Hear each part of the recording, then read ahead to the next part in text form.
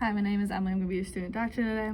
We have discussed earlier that you have some backed ups of several oil glands within the eyelid. After going through the informed consent, we have agreed that an incision and curettage is the best treatment option for you. I will place a temporary mark on your lid, give you a numbing injection into the lid as well, and give you an eye drop of numbing medicine. I will place the lid within the small clamp and isolate the bump by turning your lid up. And I will place a small incision over the bump using a small scoop to dislodge the contents and press the lesion with swabs to get as much of that contents as I can out as possible. And I'll place a steroid liquid into the cavity and then remove the clamp. Do you have any allergies to any medications or anything at all? Are you taking any medications, and are you on any blood thinners?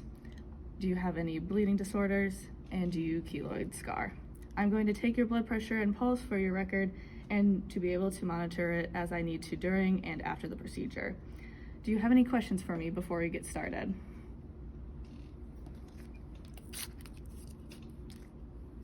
Gonna sanitize the lid.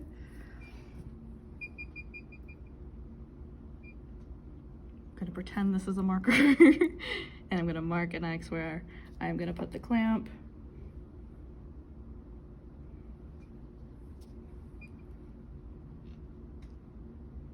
All right.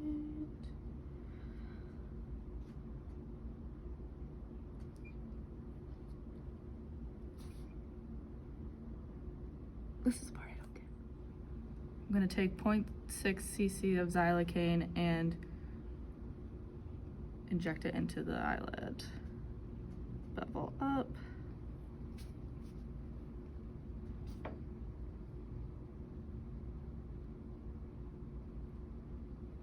And injecting the xylocaine here.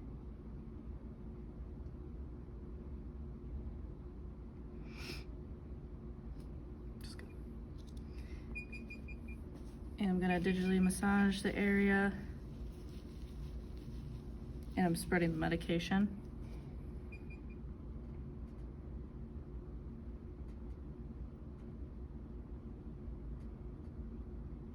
And I'm going to use a topical anesthetic prior to using the clamp. All right. Put a drop of anesthetic.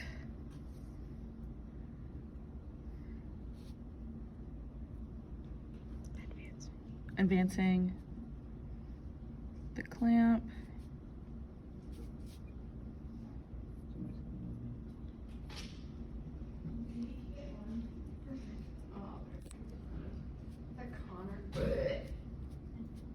Okay. Then I'm gonna invert that eyelid, making sure it was tight, and I'm going to remove the clamp.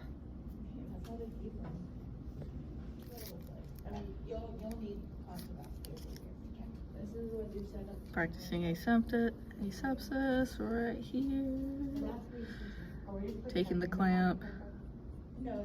Oh, there is gonna be one. I don't know if this is gonna reach.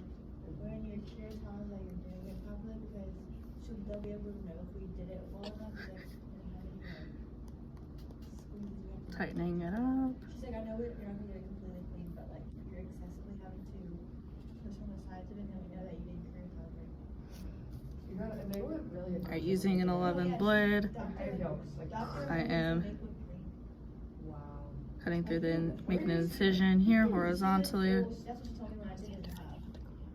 But then I was here for open last Tuesday. What am I supposed to do? Across the entire length of the clamp. Oh, gotcha.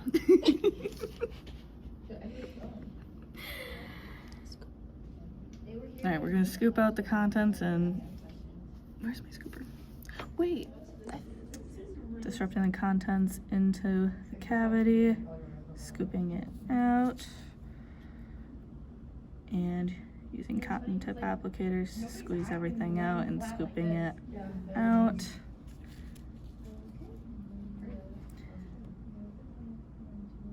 And identifying the capsule and pulling up on it if there was one in here. There we go. And I would take that out. And then using 0.2 cc's of Kenalog 40 and injecting into the cavity, starting on the sides and leaving some and injecting in the middle to complete that. And then I'm gonna properly remove the clamp.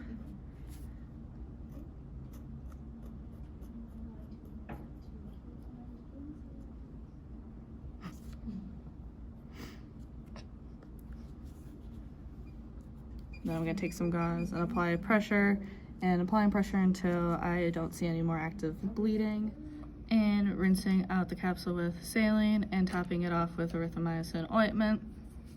And then I would apply a pressure patch so the eye doesn't open. The procedure was well tolerated by the patient, and I educate the patient to leave the patch on for 1 hour. When you take the patch off, there'll be some blood on the patch. That's okay. If the blood is running down your face, call the office. Use the erythromycin ointment 2 times a day for one week, and use hot compresses on the operative eye as much as possible for the next 2 to 3 days. And everything went okay, or went well for the procedure. There's no need to set up an appointment to check on things. Just call the office if you need us. There is an on-call resident at any point if you need to get in contact with us after hours. Do you have any questions for me? No. I am student Dr. Emily. There's a small wound from our Chalazion procedure that requires a suture. I will tie a single suture to close the wound. The suture will be on the left innexa. Are you allergic to any medications or anything at all? Are you taking any medications at all? By suturing the wound, you will heal faster and have less chance of a scar. I will be tying a single interrupted suture today. Do you have any questions before we begin? Yes, it is going to. And I'm going to take your blood pressure again for our records to monitor if I need to during and after the procedure. Okay, I'm going to wipe my patient here. I'm going to drape over my patient where I'm going to be doing the procedure. I'm drawing up some xylocaine here. And I'm going to advance the needle, moving it around to numb the entirety of near the wound on each side. Alright, I've prepared my needle driver here.